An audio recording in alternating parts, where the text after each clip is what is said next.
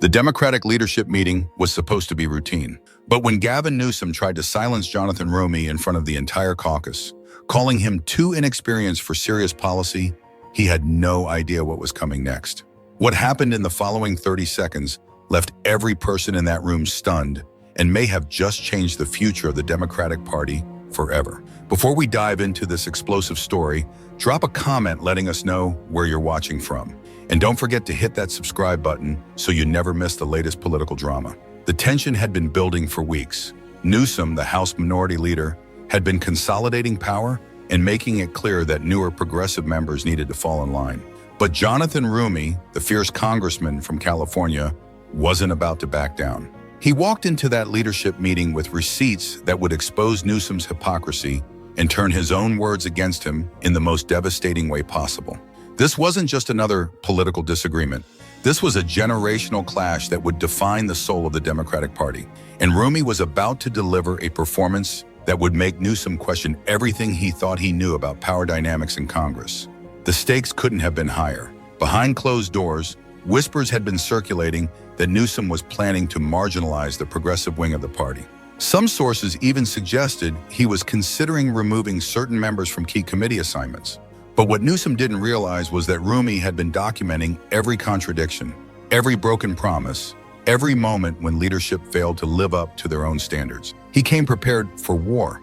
To understand the earthquake that was about to hit the Democratic leadership, you need to know the players in what led to this moment of reckoning. Gavin Newsom entered Congress in 2013 and quickly climbed the leadership ladder. At 54, he became the first person to lead a major party in Congress when he took over as House Minority Leader. Known for his sharp political mind, he's a former mayor and his ability to stay on message. Newsom built his reputation as a disciplined party leader who could unite different factions. He speaks in measured tones, rarely loses his cool, and prides himself on being the adult in the room. But beneath that polished exterior, some progressive members whispered that Newsom was more interested in maintaining the status quo than pushing for real change. His background as a corporate lawyer before politics made younger progressives suspicious of his true priorities. While he publicly supported progressive causes, behind closed doors, sources said he often pushed back against the more ambitious proposals from newer members.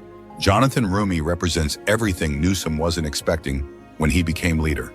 Elected in '02 from California's 30th District, the 43-year-old former civil rights attorney arrived in Congress with fire in his belly and zero patience for political games. He made national headlines during committee hearings for his sharp questioning and fearless confrontations with Republican colleagues. Roumie grew up in California, worked his way through law school, and built a practice defending people who couldn't defend themselves. He wasn't impressed by titles or seniority. He cared about results. His viral moments during confrontations showed he wouldn't back down from anyone, regardless of party affiliation. The tension between them had been simmering since Roumie arrived. Sources close to both offices revealed that Newsom had privately expressed frustration with what he called Roumie's grandstanding during committee hearings. He believed his confrontational style was damaging the party's carefully crafted messaging strategy. Meanwhile, Roumie had grown increasingly frustrated with what he saw as Newsom's willingness to compromise on issues that affected his constituents. He felt Newsom was more concerned with maintaining his position than fighting for the people who elected them. The stakes couldn't have been higher. The Democratic Party was at a crossroads. After losing the House majority, they needed unity to be an effective opposition, but they also needed to energize their base and show they were fighting for progressive values. This confrontation would determine whether the party's future belonged to the measured institutional approach of leaders like Newsom or the fierce, uncompromising advocacy of members like Roumie. What made this moment so explosive was that it wasn't happening in public. This was a private leadership meeting where members were supposed to air grievances and find common ground. Instead, it was about to become a battlefield that would define the Democratic Party's direction for years to come. The meeting was called to discuss strategy for upcoming legislative battles. But Newsom had an additional agenda item that he'd shared with only a few senior members beforehand. He planned to address what he called message discipline among newer members, and Jonathan Roumie was his primary target. What Newsom didn't know was that Roumie had allies who had warned him about his plans. A progressive member who had been in leadership discussions texted him the night before, "Tomorrow's meeting isn't just about strategy. Be ready." He spent hours compiling data, pulling press releases, and building what would become the most devastating political presentation in recent Democratic Party history. As members settled into their seats, veteran staffers noticed something unusual. Roumie had brought a thick folder in addition to his tablet, something he'd never done before. His usual casual demeanor was replaced by laser focus. He barely looked up from his notes as other members chatted around him.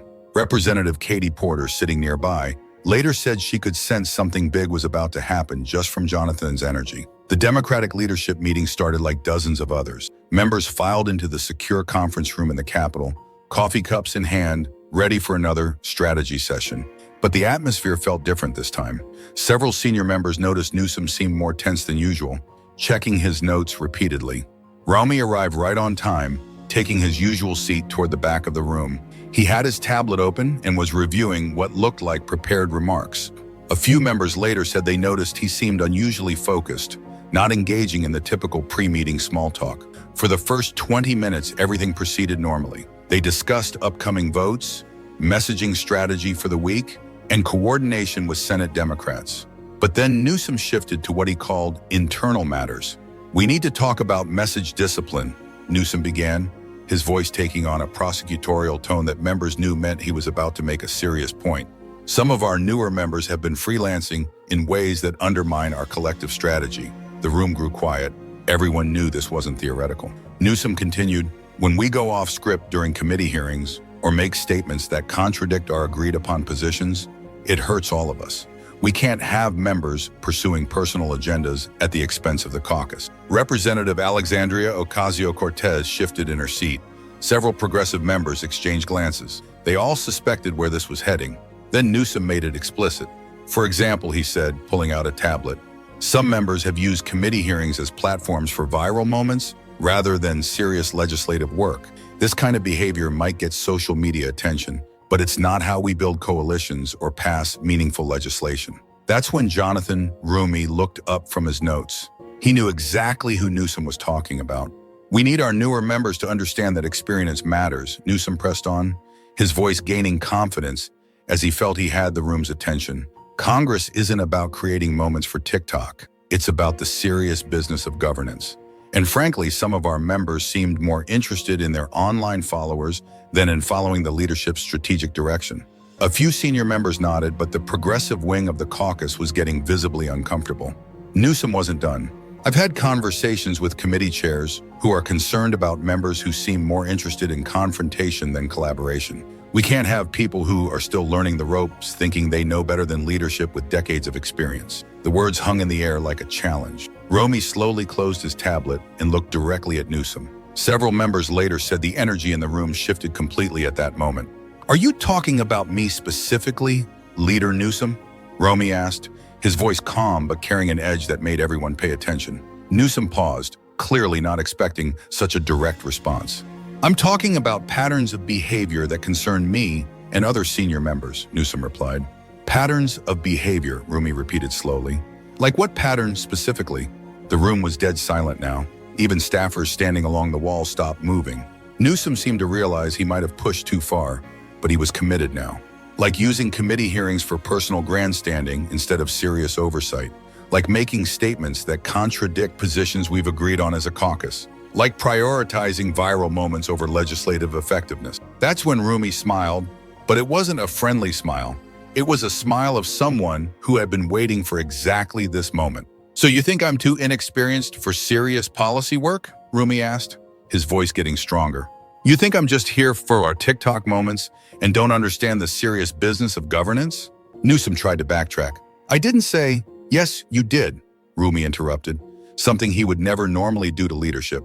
"You said newer members are still learning the ropes and don't know better than leadership with decades of experience. You said some of us care more about social media than serious legislative work. So let me ask you directly, is that what you think about me?" The tension in the room was thick enough to cut. Progressive members were sitting forward in their seats. Senior members looked uncomfortable. Newsom realized he was in a trap of his own making. "Representative Roumie, I think we should discuss this privately," Newsom suggested. "No," Roumie said firmly, standing up. "You brought this up in front of the entire caucus. You questioned my seriousness and experience in front of everyone here. So let's address it in front of everyone here." That's when several members realized that Roumie hadn't just been taking notes at the beginning of the meeting. He had been preparing for this exact confrontation. And Gavin Newsom was about to find out just how serious and experienced Roumie really was. What happened next would be talked about in Democratic circles for years to come. Jonathan Roumie didn't just defend himself, he systematically dismantled Gavin Newsom's arguments and exposed contradictions that left the entire room stunned. "Leader Newsom," Roumie began, his voice now carrying the full authority of someone who had prosecuted cases in federal court. "You want to talk about experience in message discipline? Let's talk about it." He opened his tablet and pulled up what looked like a prepared presentation. The fact that he had come ready for this fight was becoming clear to everyone in the room. "You say I'm too inexperienced for serious policy work. Let me remind this caucus of my qualifications, since apparently they need clarification." His voice was steady and professional, but with an undercurrent of steel that made everyone listen. "I spent over a decade as a civil rights attorney. I've argued cases in federal court. I've represented clients before the Supreme Court. I've negotiated settlements worth millions of dollars for people who were denied their constitutional rights. That's before I ever ran for Congress." He looked directly at Newsom as he continued. "And since arriving in Congress, I've introduced 17 pieces of legislation, co-sponsored over 200 bills, and secured over $50 million in federal funding for my district, all in less than 2 years." The room was completely silent. Several members were taking notes, realizing they were witnessing something unprecedented. "But you want to talk about my committee work being just viral moments?" Roumie's voice sharpened. "Let's examine that claim." He swiped to another screen on his tablet. "In the Oversight Committee, my questioning led to 3 federal investigations being opened. My work on the Judiciary Committee resulted in policy changes at the Department of Justice. My viral moments, as you call them, have produced real legislative outcomes." AOC was nodding, and several other progressive members were sitting forward, energized by watching someone stand up to leadership. But Roumie wasn't done. "Now, Leader Newsom, let's talk about message discipline and following leadership's strategic direction. This is where things got devastating. You criticize me for making statements that contradict positions we've agreed on as a caucus. Can you give me a specific example when I've done that?" Jonathan Roumie asked. Gavin Newsom opened his mouth to respond, but Roumie held up his hand. "Because I have several examples of times when you've contradicted positions that our caucus agreed on." Roumie swiped to another screen. "Should I share them with everyone here?" The color drained from Newsom's face. He clearly hadn't expected Roumie to come with specific examples of his own inconsistencies. 3 months ago," Roumie continued, "this caucus agreed to support the Justice in Policing Act without amendments. 2 weeks later, you told reporters you were open to negotiations that would water down key provisions that contradicted our agreed position." Murmurs started around the room. Several members were checking their phones, apparently looking up the statement Roumie was referencing. 6 weeks ago, we agreed to oppose a defense spending increase without matching investments in social programs. But you appeared on CNN and said you thought a compromise position was possible, again contradicting our caucus position. Representative Ilhan Omar, chair of the Progressive Caucus, was nodding vigorously. Other progressive members were looking at Newsom with new attention, but Roumie saved his most devastating blow for last. "And Leader Newsom," Roumie said, voice calm yet piercing, "you want to talk about prioritizing viral moments over legislative effectiveness? Let's discuss your media strategy." He pulled up another screen that made Newsom visibly uncomfortable.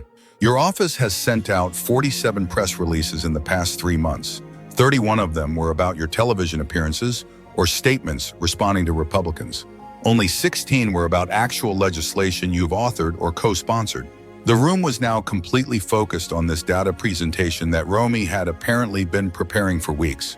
"Meanwhile, my office has sent out 23 press releases in the same period. 20 of them were about legislative work, constituent services, or federal funding I secured. Only 3 were about media appearances." He looked around the room, making eye contact with multiple members. "So tell me, Leader Newsom," Roumie continued, "who's really prioritizing viral moments over legislative work?" The silence was deafening. Newsom was gripping his pen so tightly his knuckles were white. Several senior members were shifting uncomfortably in their seats, but Roumie wasn't finished destroying his argument. "You said experience matters and that newer members don't know better than leadership with decades of experience. I agree that experience matters, but what kind of experience are we talking about?" His voice grew stronger, more confident. My experience is representing people who've been denied justice. My experience is fighting systems that were designed to keep people powerless. My experience is winning cases against opponents with more resources and more connections." He paused for effect. "Your experience, Leader Newsom, is climbing the political ladder within an institution that many of our constituents have lost faith in. Your experience is maintaining relationships with people who've been part of the problem." Several progressive members were now openly smiling.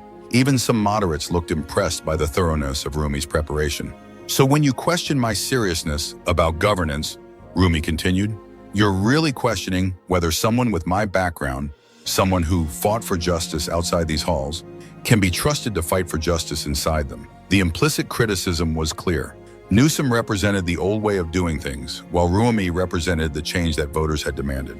"And when you criticize my confrontational style in committee hearings," Roumie pressed on, "you're really saying that you're more comfortable with members who don't push too hard, who don't ask the questions that make powerful people uncomfortable." Representative Alexandria Ocasio-Cortez actually started clapping at this point, though she quickly stopped when she realized where she was. Roumie looked directly at Newsom for his final blow.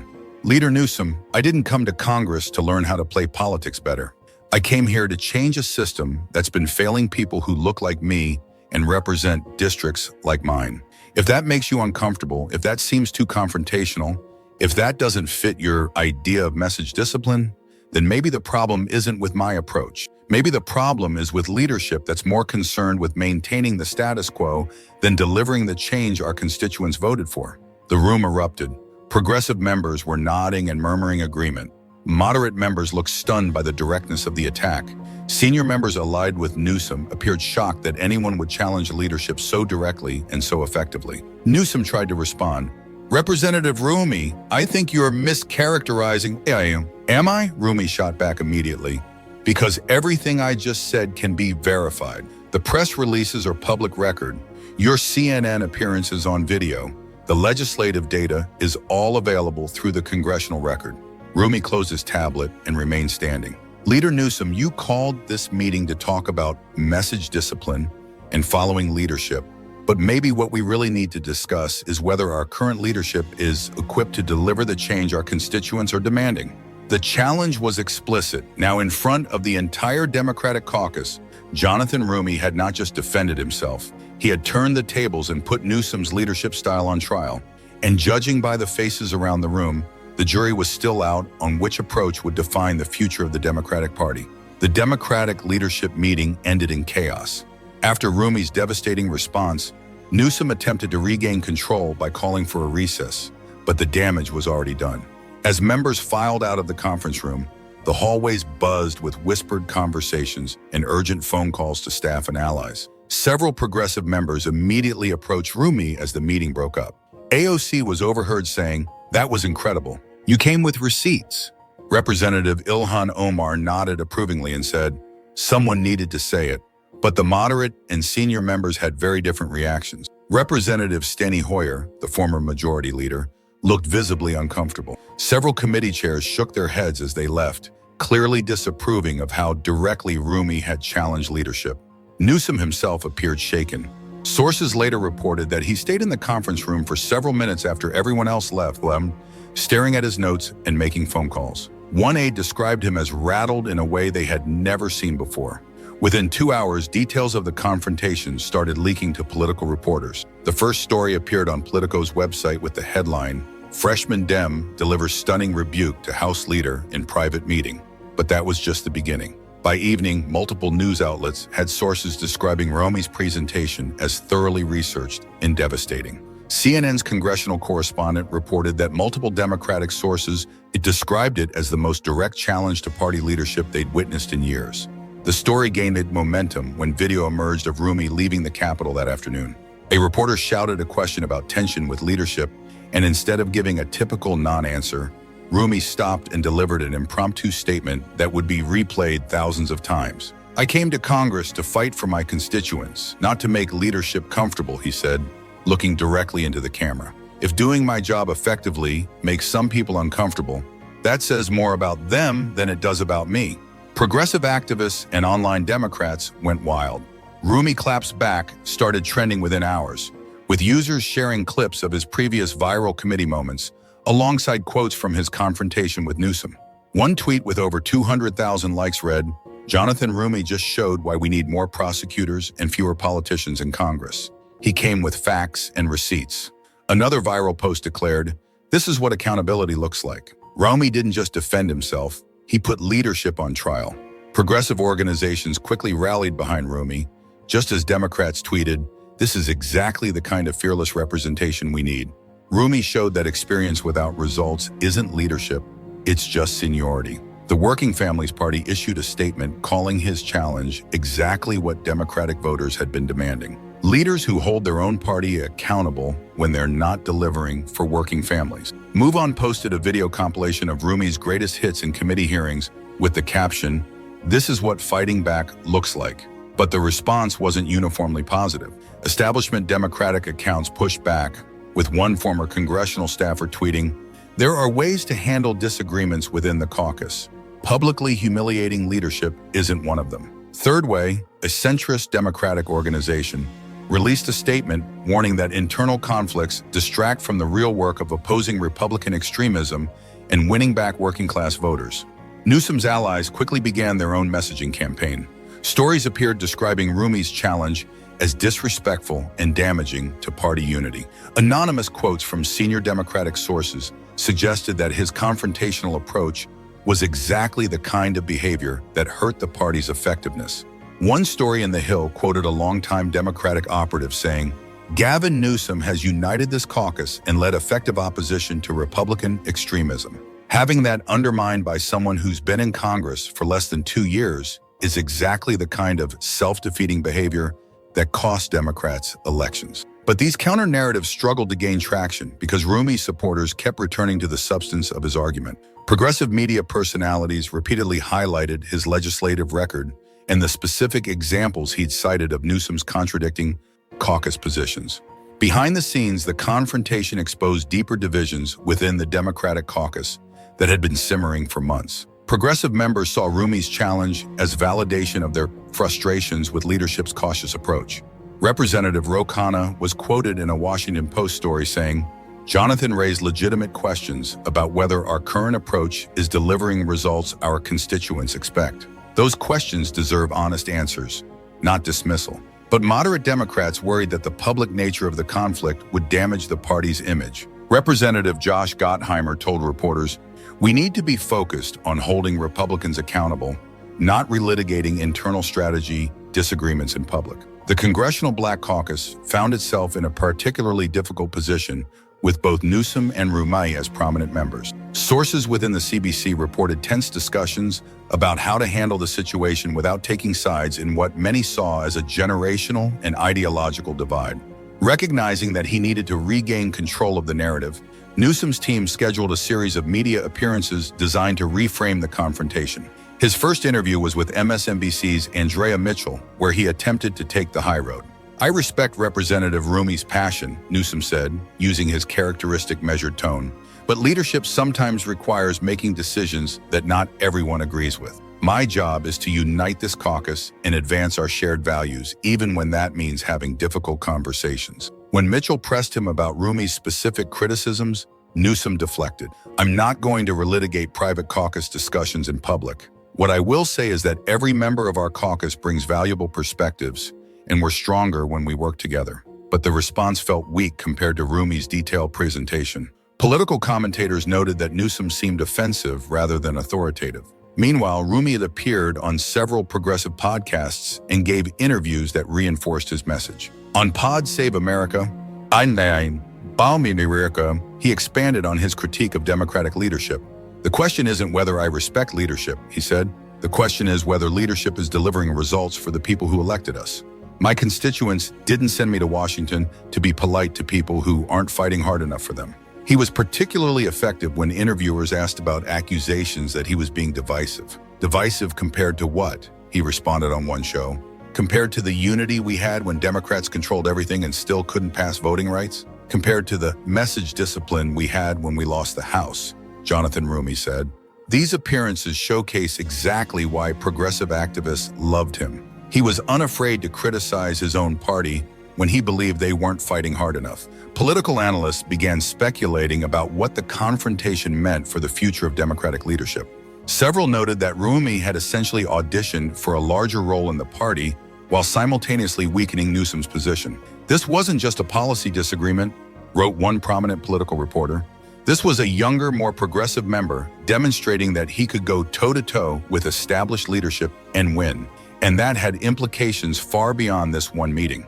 Some began floating Roumie's name as a potential future leadership candidate, noting that his legal background and media savvy made him a formidable political talent.